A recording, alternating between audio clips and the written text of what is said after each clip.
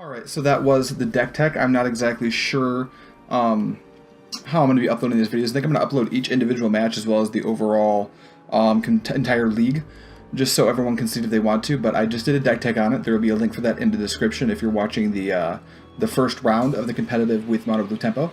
But let's go ahead and fire it off. And if you didn't see the first video, I normally do different types of content on YouTube. I am a hookah reviewer, which is a weird thing for anyone who isn't in that scene. So I'll probably be smoking a lot of hookah on these. Hopefully you guys are okay with that. If not, I'm going to do it anyway, so sorry.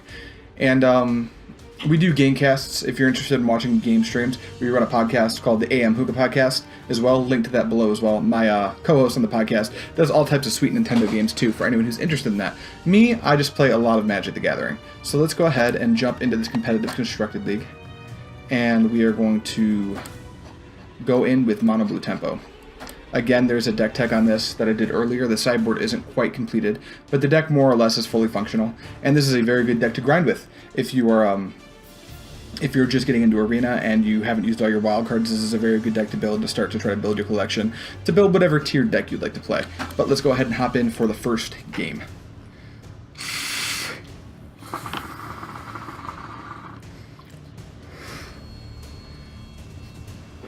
One thing I will say about Arena that I've really liked is you don't have to wait that long for games to fire, especially if you're playing ladder. They pretty much just fire immediately, but like even this is pretty quick. Normally you can wait about like 15 to 30 seconds for a game to fire.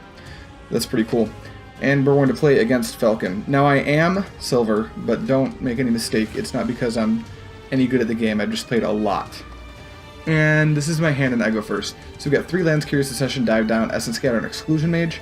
I don't necessarily like this hand because 2 of the cards that I have in my hand demand a 1-drop. Essence Scatter's fine, but if I'm playing against something that's not a green mid-range deck, it's going to be pretty poor. Same thing with Exclusion Mage, so I'm pretty much just conceding to anything with a controlling element, and that's not where I want to be game 1 against any unknown deck, so we're going to mulligan this hand.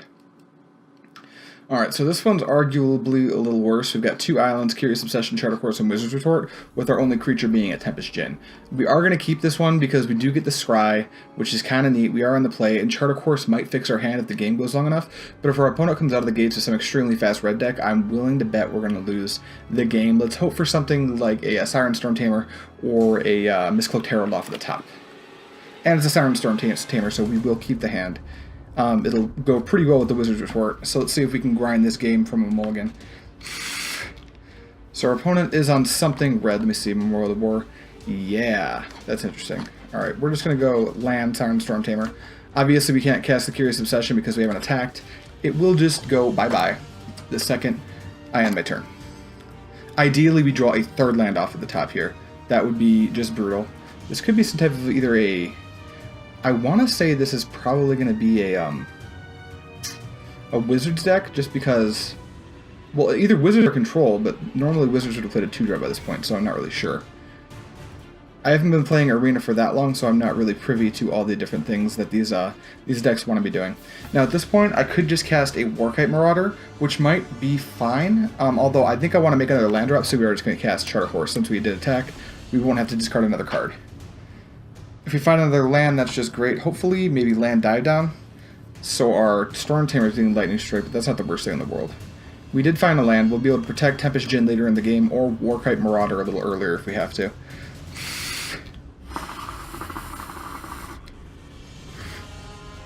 Alright, so we got a Night Veil Sprite.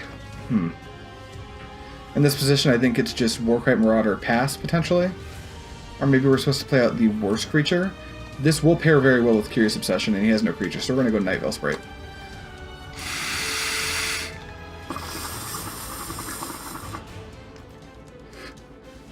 We still can't be totally sure what our opponent's on, but due to the fact that their only spell is Lightning Strike and they haven't played any creatures, it could be some type of counter burn deck that we've seen with Ionizes and such. Like, this could just be a Crackling Drake, I don't know.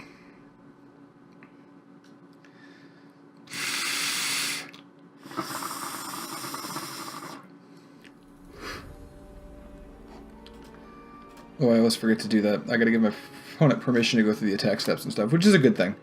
Alright, a 4th island, actually exactly where we wanted to be. So the question here is, do we Curious Obsession now? Because if he goes to burn it, we can dive it down, but then we're only on 2 mana, and we can't exactly use our Wizard's Retort because we made a land drop. So it's pretty difficult, although I don't think we can afford to give up too much tempo advantage from this point. It might be just better to ask our opponents, do you want to interact with us? Now, where we really get punished for that line of play is if I go dive down, I'm on 2 mana, and then they play a Ralzeric, and they just kill my Night Veil Sprite. With a Curious Obsession on it, that could be a serious problem. But I don't think I can afford to play around that too much. So we are going to go ahead and try to blouse up our Night Veil Sprite and gain some card selection.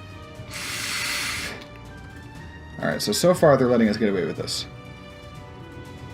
Outstanding. We do not want another land. We don't really want that. We'd like a Siren Storm Tamer, or even like... Well, we're definitely going to dive that down. So we're going to get through. Maybe another land wouldn't be the worst thing, but at this point I could afford to draw a dive down, or even my Spell Pierce would be fine. Wizard's Retort a little bit weak. I don't think they're going to board wipe, so it might just make sense to play Warkite Marauder here, since I'm not going to have any other follow-ups.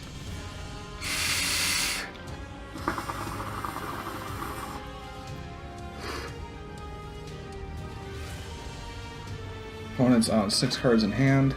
Land Ralzeric.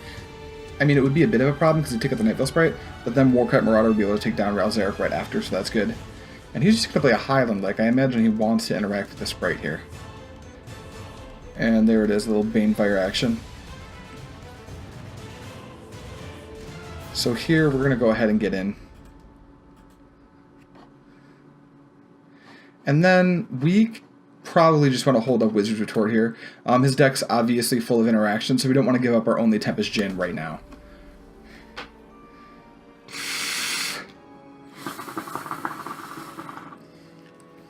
I might be playing around Lava Coil or any other removal a little bit too much here, but with 2 Wizard's Retort, I think I'm incentivized to hold back a little bit and put him on this. Obviously, it's just a 5-turn clock, which isn't very good, but being able to interact with him with Wizard's Retort and then see what I draw over the next few turns could be good. Obviously, any copies of Dive Down will incentivize me to play out my Tempest Djinn, depending on what my opponent does here.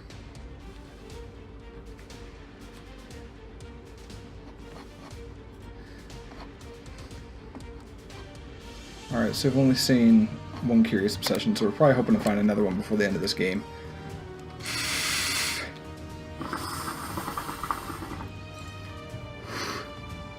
My opponent would like to cast a Niv Mizzet. Well, I can't interact with that very well.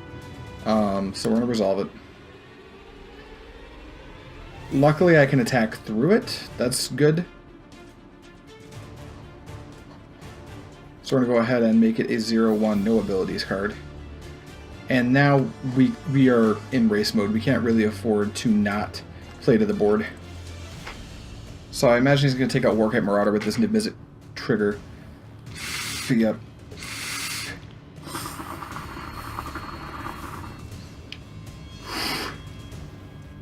That's very bad for us. Dream Eater, he's going to Surveil 4, stack the top of his deck, and I imagine get this Tempest Djinn right off of my side of the board. I don't know of a very good way to get out of this, other than drawing like copies of Exclusion Mage and Merfolk Trickster for the rest of the game, and putting my Tempest Djinn back on the board and being able to maintain it. Other than that, I think we're going to go into game 2 pretty quickly here. So we got a pair run coming in. So in these decks, these matchups rather, we definitely want to be on counter spells for sure. Here, I don't really see a way out of this, so I'm not going to play behind the ball too much. I'm going to play out my Tempest Djinn and my Mistcloaked Herald, hoping that they don't have very much interaction in their hand, and that I draw something like a Exclusion Mage or a Merfolk Trickster and try to out-tempo them, but that's still going to be very difficult. That said, do I want to block with the Mistcloaked Herald? Does it change my clock at all? I think that because he's going to draw and kill it, the answer is no. And then Tempest Djinn. And this one's kind of difficult. I don't know. If we play out the Mistcloaked Herald and he just goes draw, zap, and then plays a spell, draws, and zaps the other one, that puts us in a bad spot, but this is past its prime, so maybe we just kind of play to our outs and hope that he's holding like a couple of lands or something.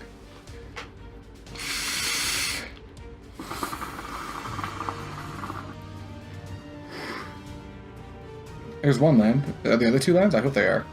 That would be just outstanding for us. We'd still have to draw very well, even if that was the case. Because he has us on a 2-turn clock right now. And he's thinking pretty hard about what he wants to do. Blink of an eye. So he's going to wipe my board. I can't think of any reasonable outs we have to this.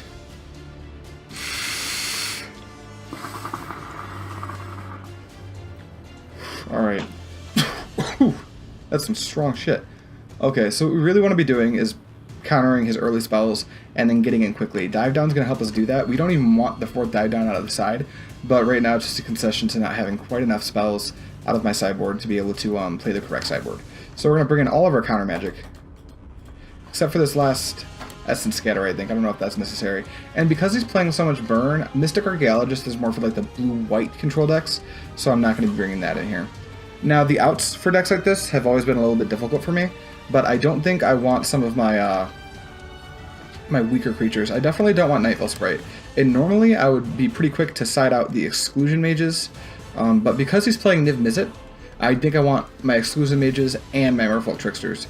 I will side out some number of Essence Scatter because I can't even Essence Scatter the Dragon if I wanted to. Niv Mizzet is not counterable. I want to be getting in quick. So I feel like my best hands are like Dive Down, 1-drop, Curious Obsession, and go. So I think I have to keep in all of my 1-drops, although I could change my mind on that. I think that I'm going to be taking on my Essence Scatters just because their creatures come down so late, and I'm trying to be much quicker than that. And then Warcry Marauder is another one of those cards that could be really good, because it'll tap down it'll shrink their Dream Eaters down and get them out of the air. But the problem is that Niv Mizzet triggers once, and it just deals with the Warcry Marauder, so that's probably another one of my weaker creatures. So we're going to run the deck like that.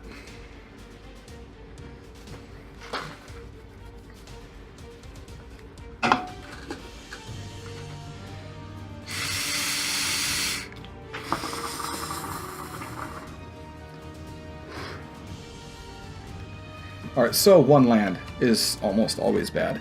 And we're on the play, so it's not like we can draw into a second one.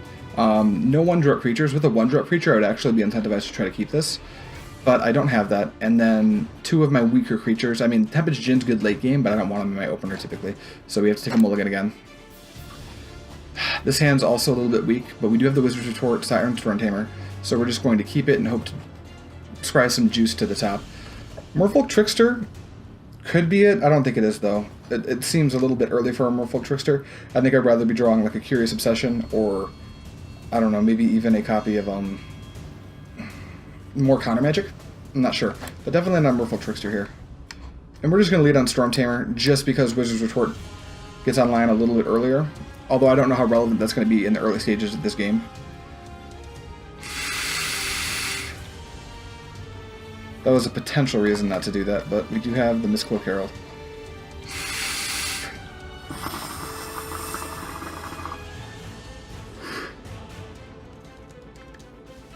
Alright, so let's see if we can generate some card advantage here.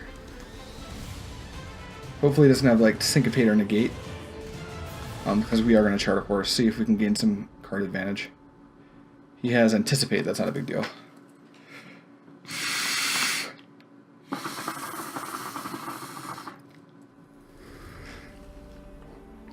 A Djinn in an island isn't the worst thing I've ever seen.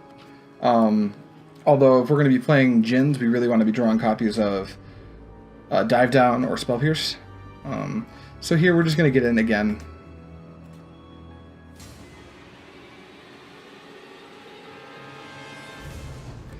We could play out a Djinn here, but he's very exposed. I'm just going to hold this Wizard's Retort. We're in a pretty bad spot this game.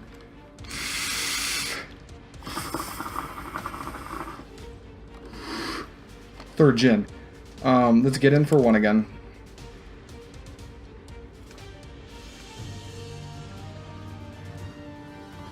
We'll play out our land, and we do have to expose a Djinn here. We don't really have a choice. Get an Ionize out of his hand or something. Just an Essence Scatter, okay. So in hindsight, maybe it would have been better to play the Stormtamer first, although in this situation it wouldn't have mattered very much. Honestly, at this point, our best draw is a 6th land. Or a Negate would also work. There's a negate. So let's try to see if we can do some damage with this Tempest Djinn. And we are going to counter any type of interaction he tries to play against it. Chemist's Insight's fine. We can't afford to interact with that.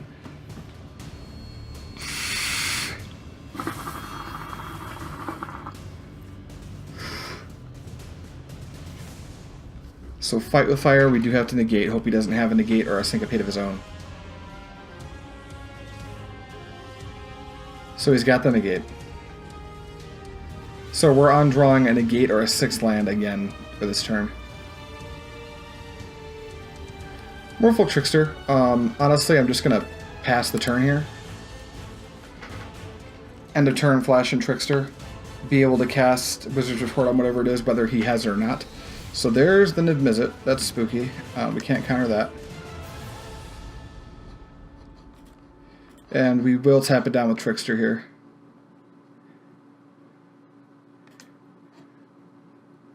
Exclusion Mage is the best thing we could have asked for, I think.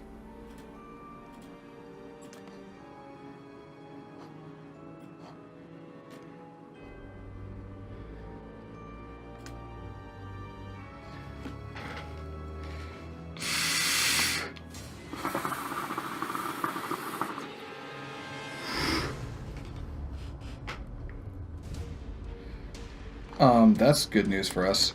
He's not going to just recast the Niv-Mizzet. I'm not sure why he didn't recast the Niv-Mizzet, because we do just want a Wizard's Retort rail. Hopefully he doesn't have a counterspell for it. Alright, there's another Wizard's Retort. So we're drawing pretty well here. Let's see if we can't put a nail in the coffin here.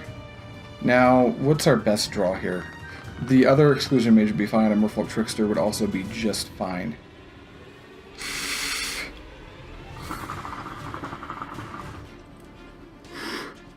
Yep, that resolves. So it's just a land.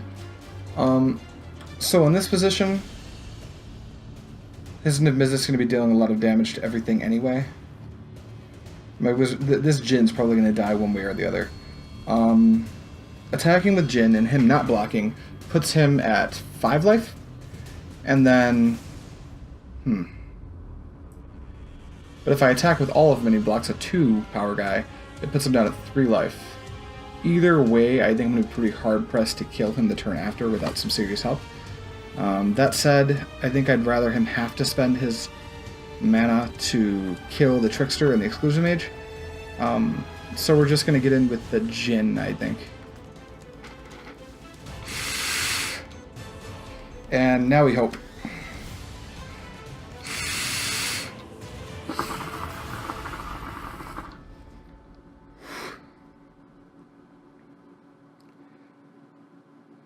So I imagine he's going to flash back Chemist's Insight and try to go for the killing the Djinn. If he flashes back Chemist's Insight, we do just have to Wizard's Retort it. Even though we are going to have the Djinn going down. Because Niv-Mizzet is going to trigger. Well, let me make sure I understand this correctly. Whenever a player casts, so it's draw a card whenever a player casts. So I'm actually going to Wizard's Retort. There's a chance that my Tempest Djinn does not die.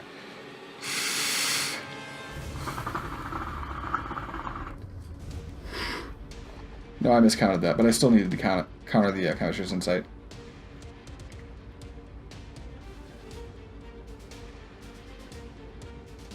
That's a negate. So now we're in a really rough spot.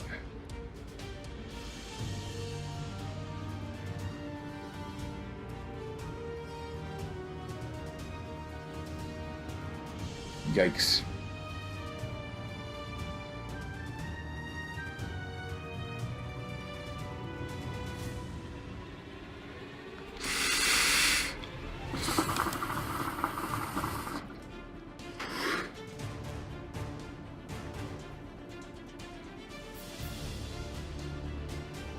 Oh, and there's a lightning strike. So there's no way for us to get out of this game. We'll see what we draw, but I think we need to take a round 1 loss.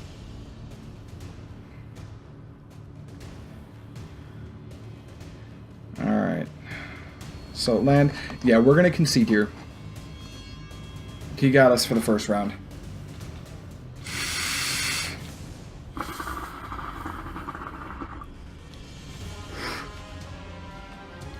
That matchup typically should be a little bit better, but I don't have all the tools that I need. That said, I think in those runs I was pretty hard-pressed to win, having to roll to 6 both games, and not having the hands that would be ideal in a matchup like that. So round 1 loss is kind of unfortunate. But let's go ahead and play the second round.